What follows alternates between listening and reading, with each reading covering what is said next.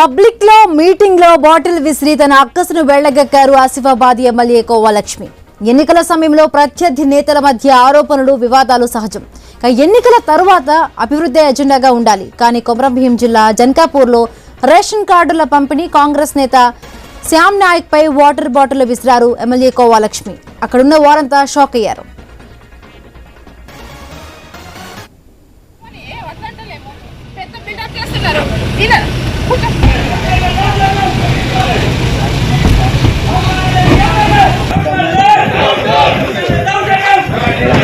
బయట చేసుకొని వద్దంటలేము, పెద్ద బిల్డప్ చేస్తున్నారు.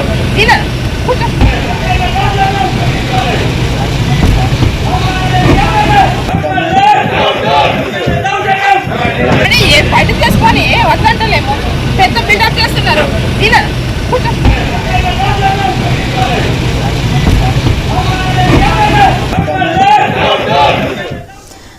ఆసిఫాబాద్ నియోజకవర్గంలో ముదిరింది రాజకీయ రగడ. పబ్లిక్ లో మీటింగ్ లో బాటిల్ విసిరి తన అక్కసును వెళ్లగక్కారు ఆసిఫాబాద్ ఎమ్మెల్యే కోవాలక్ష్మి. ఎన్నికల సమయంలో ప్రత్యర్థి నేతల మధ్య ఆరోపణలు వివాదాలు సహజంగా ఉంటాయి. కానీ ఎన్నికల తర్వాత అభివృద్ధి ఎజెండాగా ఉండాలి. కానీ కొమరంభీం జిల్లా జన్కాపూర్లో రేషన్ కార్డుల పంపిణీ సందర్భంగా కాంగ్రెస్ నేత శ్యామ్ నాయక్ పై వాటర్ బాటిల్ విసిరారు ఎమ్మెల్యే కోవాలక్ష్మి. అక్కడున్న వారంతా కూడా షాక్ అయ్యారు.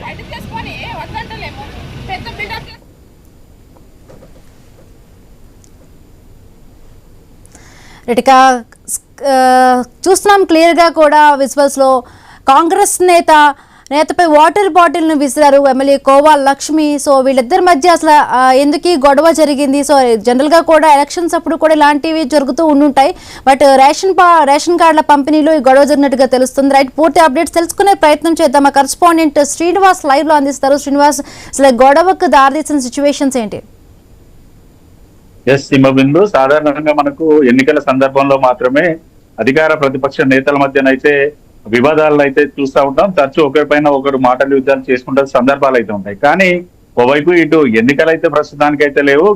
ఏదైతే ఇటు అధికార పార్టీ చేపట్టినటువంటి నూతన రేషన్ కార్డు పంపిణీ జారీలోనైతే బీఆర్ఎస్ ఎమ్మెల్యే కోవాలక్ష్మి ఇటు ఆసిఫాబాద్ నియోజకవర్గ కాంగ్రెస్ పార్టీ అభ్యర్థి శ్యామ్ నాయక్ పై వాటర్ బాటిళ్లతోటి దాడి చేయడం అయితే ప్రస్తుతం అయితే జిల్లా వ్యాప్తంగా కలకలం అయితే రేపుతున్న సందర్భాలు అయితే ఉన్నాయి. అయితే ఈ రోజు ఏదైతే జనకాపూర్ లో జరిగినటువంటి ఘటనకైతే మొదటగా ఏదైతే ఈ కార్యక్రమం జరుగుతున్న సందర్భంలో ఎమ్మెల్యే కోవాలక్ష్మి గత ప్రభుత్వంలో పూర్తిగా ఆసిఫాబాద్ నియోజకవర్గ అభివృద్ధి జరిగింది. కాంగ్రెస్ పార్టీ అధికారం చేపట్టి 19 నెలలు అయినప్పటికీ కూడా ఎటువంటి అభివృద్ధి చేయలేదు, జరిగింది అయితే ఏమి లేదంటూ ఆమె కామెంట్లు చేయడంతో శ్యామ్ నాయక్ కూడా తీవ్రంగా ఆమెపై ఆగ్రహం అయితే వ్యక్తం చేశారు.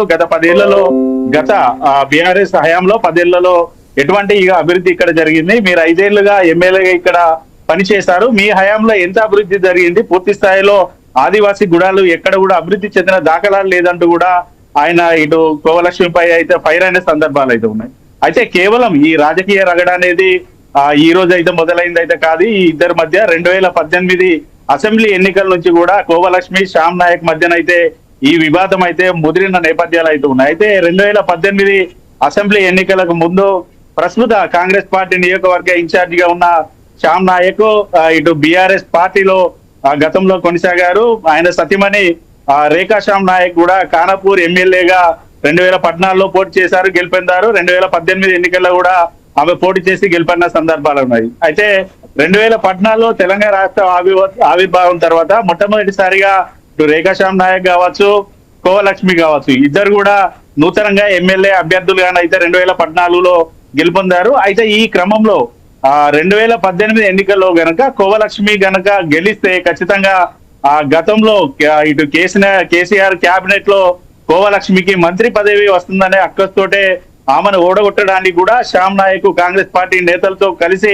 2018 అసెంబ్లీ ఎన్నికల్లో ఆమెకు విరుద్ధంగానైతే ఇటు ఆసిఫాబాద్ నియోజకవర్గంలో ప్రచారాలు నిర్వహించారనేసి కూడా ఆరోపణలు ఉన్నాయి. అదే క్రమంలో స్వల్ప ఓట్లతోటి కూడా 2018 అసెంబ్లీ ఎన్నికల్లోనైతే కోవాలక్ష్మి అయితే ఓడిపోయిన సందర్భాలు. అయితే ఇటు తెలంగాణ రాష్ట్ర ఆవిర్భావానికి ముందు కూడా తెలంగాణ ఉద్యమ రగడ కొనసాగిన నేపథ్యంలో అప్పుడు కోవాలక్ష్మి సర్పంచ్ గా ఉంది. పూర్తిగా సర్పంచ్ పదవికి రాజీనామా చేసి కూడా కేసీఆర్ బాటలో కూడా ఆమె ఉద్యమ బాటలో నడిచిన సందర్భాలు ఉన్నాయి.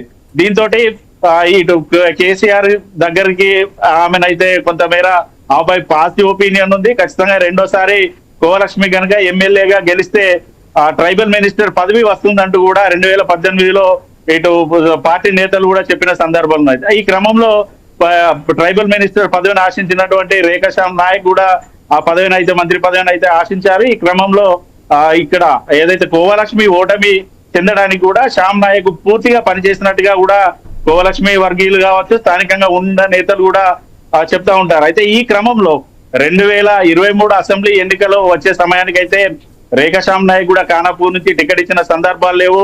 టికెట్ ఇవ్వకుండా ఇటు కేటీఆర్ ఆప్తమిత్రుడైన జాన్సన్ నాయక్ టికెట్ కేటాయించడం తోటి కూడా వీరిరువురు కూడా రేఖాశ్యామ్ నాయక్ కానీ శ్యామ్ నాయక్ కూడా ఇద్దరు కూడా కాంగ్రెస్ పార్టీలో చేరారు. ఇటు అసిఫాబాద్ నియోజకవర్గం నుంచి కూడా 2023 అసెంబ్లీ ఎన్నికల్లో శ్యామ్ నాయక్ పోటీ చేసి కూడా ఓటమి చెందిన సందర్భాలు అయితే ఉన్నాయి. అయితే గతం నుంచి కూడా వీరిద్దరి మధ్య కోవలక్ష్మి మధ్య శ్యామ్ నాయక్ మధ్య వివిధం అయితే రాజుకుంటూ ఉంటుంది. మరోవైపు కాంగ్రెస్ పార్టీ నిర్వహిస్తున్నటువంటి ప్రభుత్వ కార్యక్రమాలకు సంబంధించి కూడా ఇటు ప్రోటోకాల్ కూడా లేకపోవడంతో కూడా పలుమార్లు కూడా వీరిద్దరి మధ్య మాటల యుద్ధాలు జరిగాయి. అధికారులతోటి కూడా తీవ్ర స్థాయిలో కోవలక్ష్మి కూడా గొడవ దిగిన సందర్భాలు కూడా చూసాం. అంటే అధికార పార్టీ ఇటు రాష్ట్రంలో అధికారంలో కాంగ్రెస్ పార్టీ ఉన్నప్పటికీ కూడా స్థానికంగా బీఆర్ఎస్ ఎమ్మెల్యేగా కోవలక్ష్మి ఉండడంతోటే ఆమెను పట్టించుకోవడం లేదనే ఆరోపణలు ఉన్నాయి. దీనితోనే పూర్తిగా ఈ రోజు జనకపూర్లు జరిగిన మీటింగ్ లోనైతే ఆమె అక్కసునైతే పూర్తిగా శ్యామ్ నాయక్ పై విలపించుకున్న సందర్భాలు ఉన్నాయి. Right, thank you Srinivas.